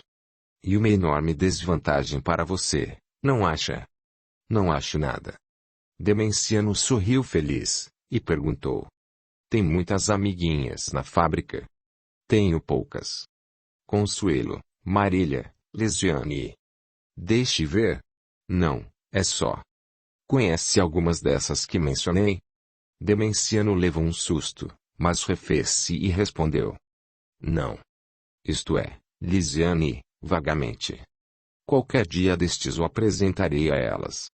Não, querida. De momento, deixe-me incógnito. Estou me refazendo em minha profissão. Quando estiver habilitado, pode apresentar-me a todas. Está bem. Como você preferir. Muito lhe agradeço. E não veja nisso nada de estranho. Depois você saberá por que lhe peço tal coisa. Se você quer guardar o segredo, não indago dos motivos. Sempre bondosa. Compreensiva, diria. Com um beijo na face de Lívia, Demenciano despediu-se. Deus está me ajudando, comentou, a caminho para o hotel. Sentiu-se feliz por ter trabalhado o dia todo, sem pensar em outra coisa senão em Lívia. Mas no dia seguinte a surpresa encabulou Lívia. Então, de cinema com o homem, sua marrota. Falou Marília, rindo à vontade. Aqui, quem menos anda, voa, pessoal. Lisiane e Consuelo que, coincidentemente, se achavam na sala de trabalho da colega, cercaram Lívia, curiosas. Verdade, Lívia? Perguntou Lisiane. Um amigo que me quis levar ao cinema, respondeu, ruborizada. Tinha um amigo e não nos disse nada, hein? Um assunto tão comum. Respondeu, acanhada. E pelo visto, é bem mais velho que você, companheira, comentou Marília, atormentado a colega. Lívia sorriu e não disse nada. Vamos deixar Lívia em paz, minhas amigas. Não sei por que comentar coisa tão corriqueira na vida de uma moça, advertiu, delicadamente, Consuelo. E abraçou e beijou a companheira. Lívia, diante daquela bondade de dor sem fim, lançou-se-lhe nos braços, olhos molhados de pranto silencioso. Marília foi logo abraçá-la, murmurando ao seu ouvido. Perdoe-me, Lívia, não foi por gosto. Ofendi-a. Ora, não pense nisso. E que sou muito emotiva, e qualquer coisa me faz chorar. Por que ficar zangada com você, se sei que quiseram apenas brincar comigo? As amigas rodearam-no e clamaram. Parabéns a você, Lívia. Depois, soltaram-na de seus braços, quando Consuelo a advertiu. Está na hora do trabalho. Seu aprígio nos paga para trabalharmos. E cada uma arrumou para o seu lugar. Quando Lisiane começou a dispor alguns papéis que devia examinar, aproximou-se Licurgo, que a cumprimentou. Lisiane, será que não pensa mais em mim? Penso sempre em todas as criaturas de Deus, respondeu, com longe de tristeza na voz. Mas devia pensar mais particularmente em mim, pois tenho sido confidente de Demenciano nestas últimas horas, e de quem sou amigo. Agradeço-lhe de todo o coração interessar-se por meu pai. Faço em atenção a você, a quem tanto amo e desejo. Mas faz mal assim, senhor Licurgo. E casado e sua senhora não merece esquecida. Ela não está ligando muito à minha amizade. Cada um de nós vive a sua própria vida. Assim, não tenho medo de complicações com ela. Tenho medo de complicações comigo, senhor Licurgo. Nada receie, querida, afoitou-se. Eu estarei aqui para defendê-la contra quem quer que seja. Já estou providenciando o meu desquite. Lisiane silenciou. O assunto a enervava, ao mesmo tempo que a alarmava. Licurgo tomava-se audacioso, e era urgente pôr fim àquela situação, que não podia nem devia perdurar. Senhor Licurgo, rogo-lhe que me deixe em paz, e faça-me a bondade de permitir possa trabalhar. Viva para sua esposa e para seus filhinhos. E ignorou a presença do chefe, entregando-se ao serviço, febrilmente. Licurgo, grosseiro e autoritário, não se conteve, e disse-lhe baixinho. Comprei-a de seu pai por 100.000 cruzeiros, dos quais já lhe entreguei 50.000. Possuí-la e custe o que custar. Casar-nos-emos no Uruguai. Lisiane recebeu a revelação como uma punhalada em pleno coração. Desmaiou, caindo, desamparada, entre a escrivaninha e a cadeira, com estrépito, enquanto Licurgo a deixava logo após proferir a injúria, sem mesmo voltar-se para sua vítima. Os funcionários, de imediato, correram acudir a colega em delíquio. Marília, Sérgio, Consuelo, Clovis e outros levantaram Lisiane enquanto as amigas a colocavam sobre o sofá de uma pequena sala contígua à de trabalho, Consuelo ministrou-lhe, ali mesmo, um passe eletropsíquico, e dentro de alguns minutos Lisiane despertava, passando as mãos nos olhos. Olhou em derredor, e abraçando-se às amigas falou. Uma bobagem. Não me levem a mal. Mas que foi, Lise? Indagou, apreensiva, Marília. Uma indisposição, naturalmente. Vão ver vocês que foi aquele sapo do Licurgo, que vive às voltas com Lise, querendo conquistá-la. Mas isso não fica assim, não. Hoje mesmo falarei ao seu aprígio, contando-lhe minuciosamente as aventuras desse velho ridículo. Muito bem, exclamaram todos, a uma voz. Pelo amor de Deus, pediu ela, com a mão de Consuelo entre as suas. Mas isso não tem cabimento, Lise. Você está a martirizar-se, ignorando as indignidades de Licurgo. Concordo, mas deixem para mais tarde. Por enquanto, ainda tenho o que fazer nesta casa. Ninguém retrucou. Todos calaram. Compreendiam a santidade daquele coração generoso. Lembraram que ela sempre estava a repetir que viera ao mundo para dar testemunho de sua devoção à causa de Jesus, e o divino amigo ensinara que se deve perdoar ilimitadamente. Ele dera o exemplo edificante. Muito obrigada a todos vocês. Vamos trabalhar. Não foi nada. Todos retomaram a seus postos. E Sileno, que a correra tão logo soubera do ocorrido, afastou-se juntamente com Clovis, que lhe falou. Sileno, Consuelo sofre o mesmo mal. Persegue o velho Spoleto, tão repugnante quanto Licurgo. Confidenciando. Cheguei mesmo a estimulá-lo, mas vejo que andei mal. Essas duas criaturas, Consuelo e Lisiane, não é possível permaneçam assediadas por esses espíritos inferiores. Muito bem, Clovis. De minha parte, agradeço-te a colaboração. Que teria feito Licurgo à pobre moça? Deveria ter sido muito grave a ofensa, para que Lise desmaiasse. Certamente a injúria foi tremenda. Mas Lise não fala, não acusa, nada revela. Sempre achou que os sofrimentos devemos aceitá-los em silêncio, confiando em Deus. Que sublimidade, Sileno. Tens razão, Clovis.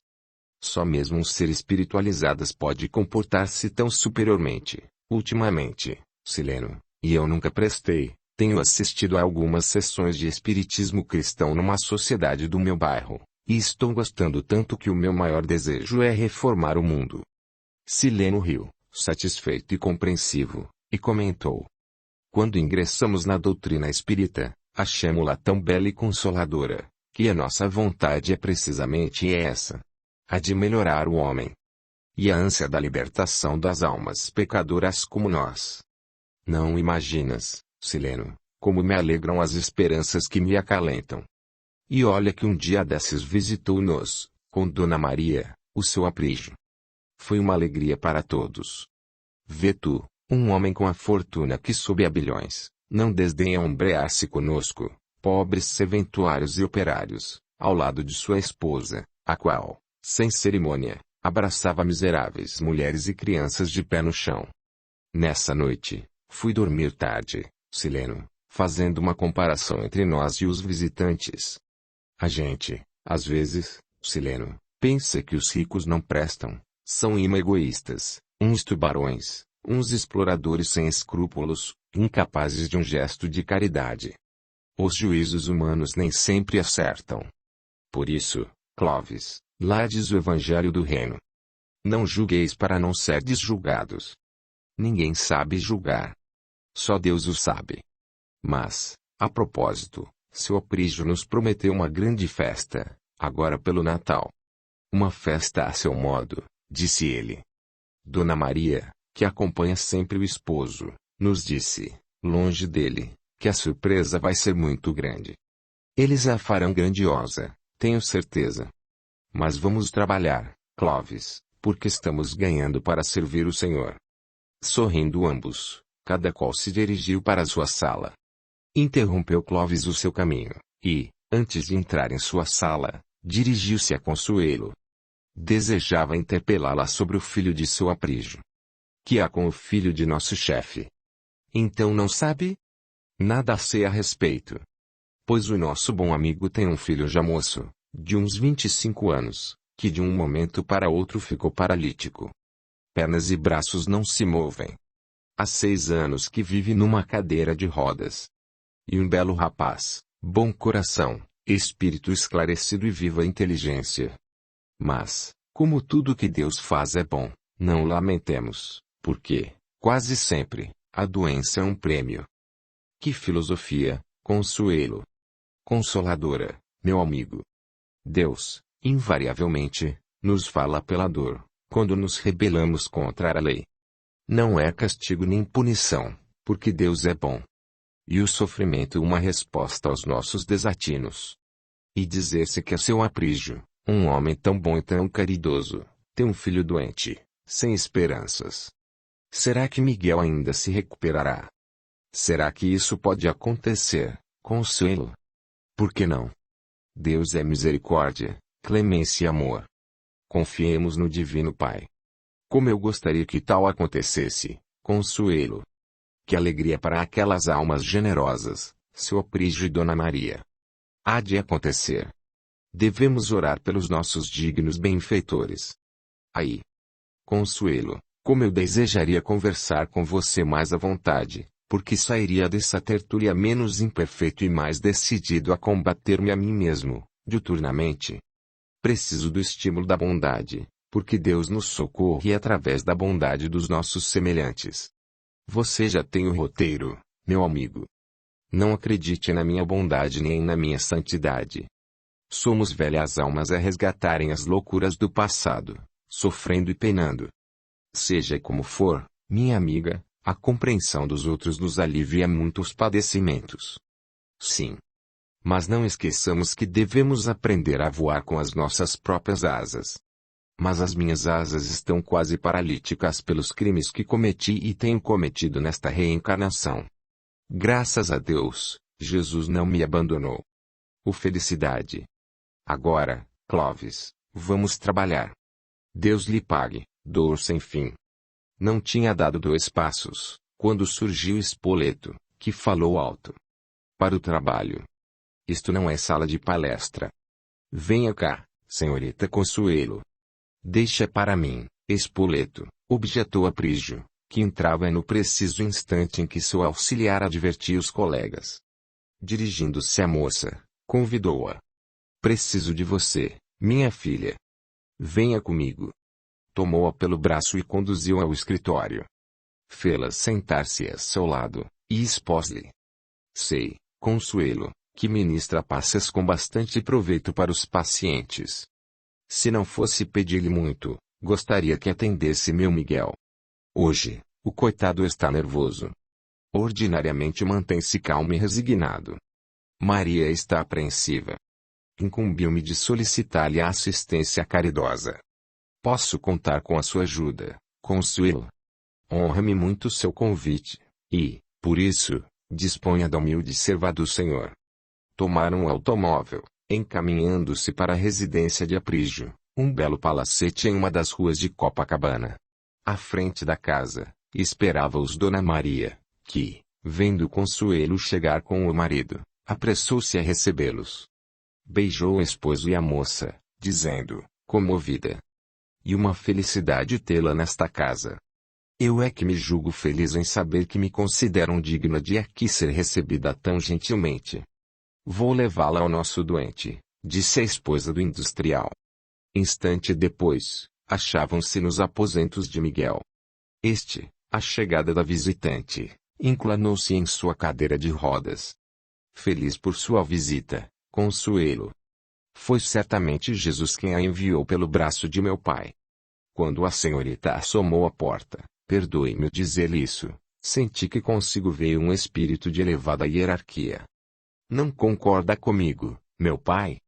Consuelo é uma alma nobilíssima e, como tal, não pode viver senão em companhia dos bons. Obrigada pelo juízo. Mas não nos detenhamos em conjecturas, meus amigos. Lutando contra as minhas imperfeições, Quero apenas não enterrar os talentos que Deus a todos confiou. Precisamos fazer que eles produzam alguma coisa em benefício de nossos semelhantes.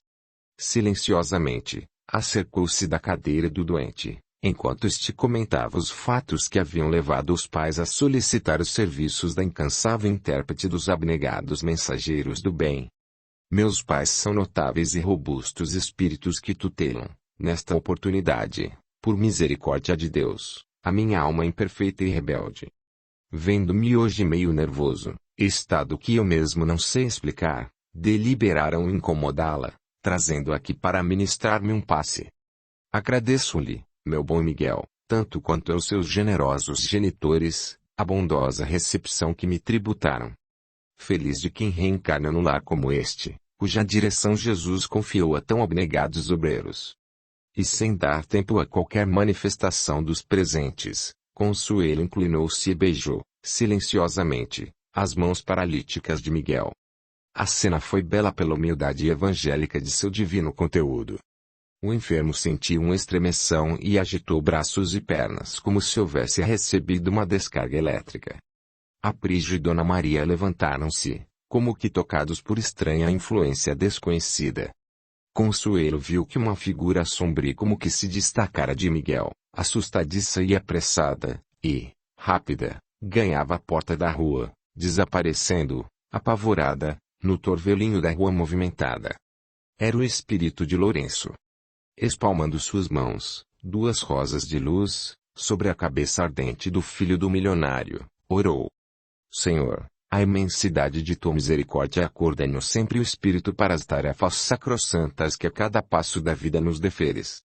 Sinto que teu celeste amor transborda das taças de tua munificência, e leva-nos todas as culpas que sedimentamos nos escaninhos da alma pecadora, em os dias escuros do passado impenitente que nos atormenta, e nos recorda o dever do trabalho redentor. Sei que vais levantar este filho que cumpriu silenciosamente a sua prova temporária, porque nunca te esqueças de nós, nem das lágrimas de compunção que nos limpam o mundo do coração e da consciência. E porque sinto que estás conosco sempre que contigo permanecemos, rogamos-te, Deus, Senhor e Pai, nesta hora em que mais uma vez a tua bondade, ignorando a nossa impureza e a nossa indigência, se espraia na sublimidade de tua piedade.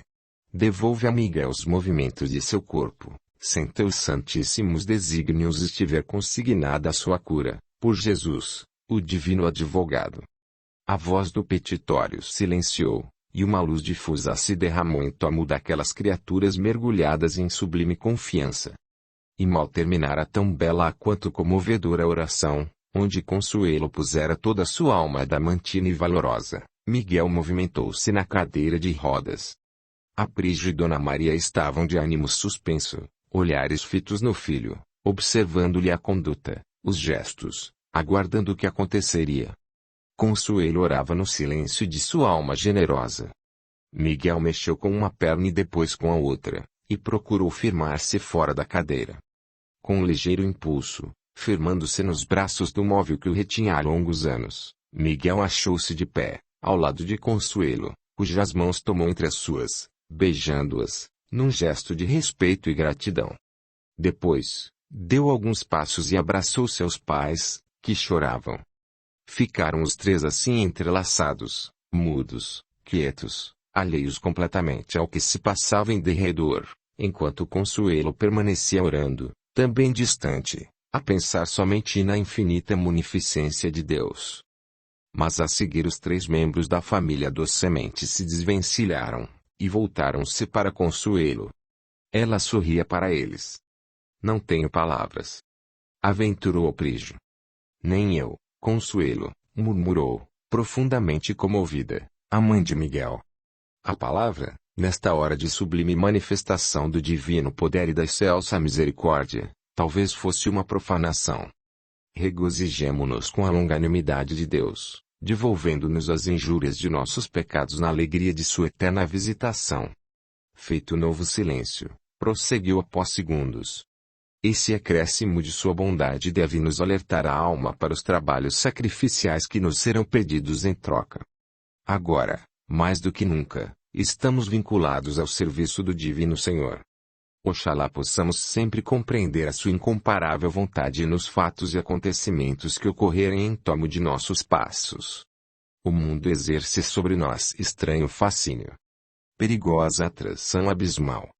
Tenhamos invariavelmente presente que somos almas convalescentes, e por isso, o orar e vigiar do Evangelho não nos deve ser letra morta e sem expressão.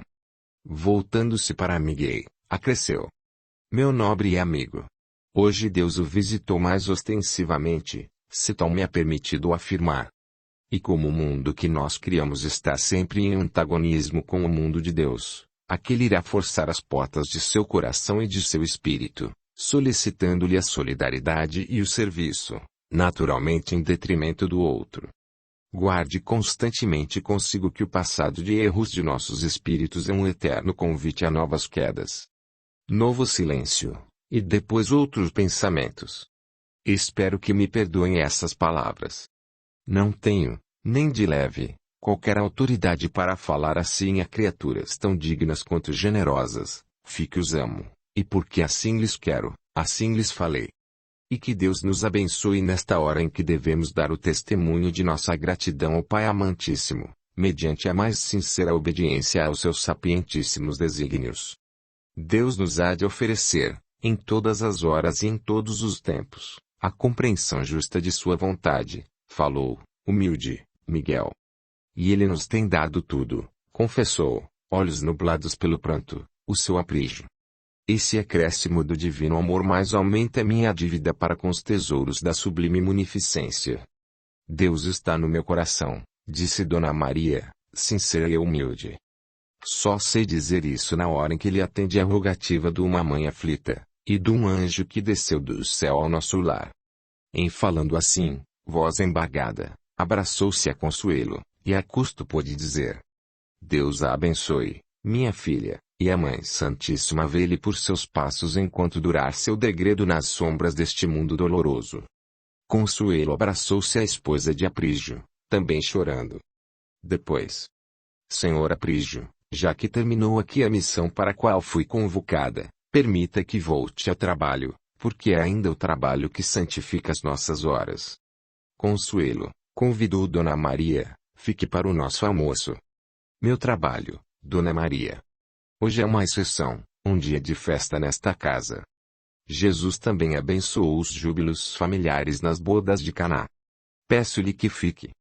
Se ousasse contrariar sua vontade, reforçaria o pedido de minha mãe, corroborou Miguel, dirigindo-se à visitante.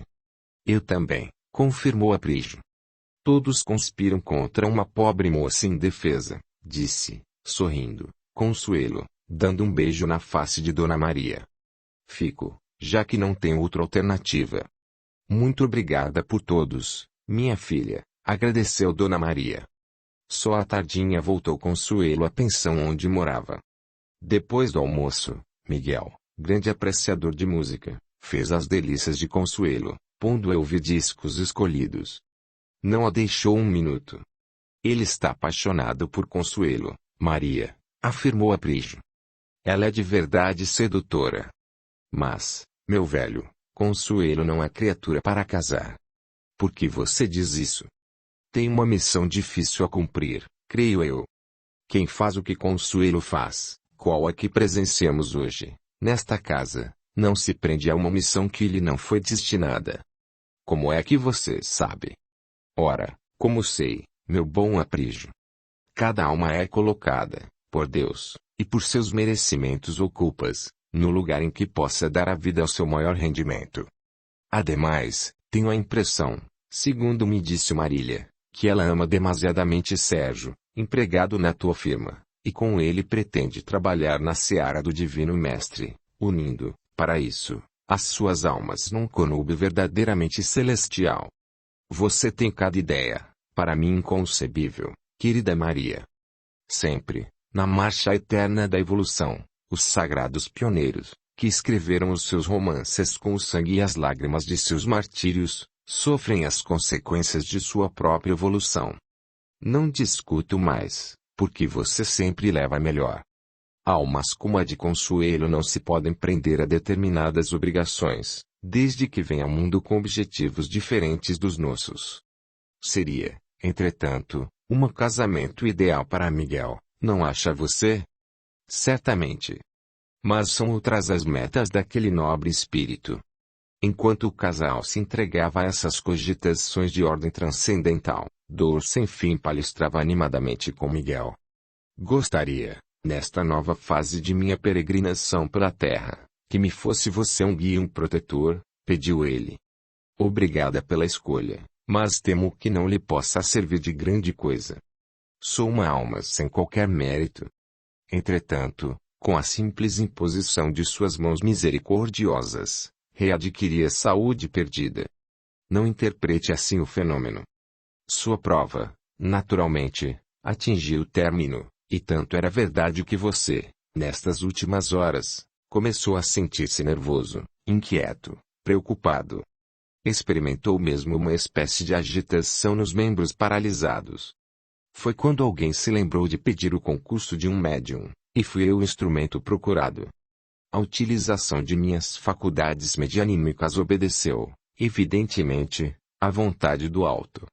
Desde que devo muito à família Aprígio, permitiu a bondade eterna fosse o veículo de seu divino poder, de sua excelsa presença, resgatando, de start, uma dívida para com a casa que tão generosamente me acolheu.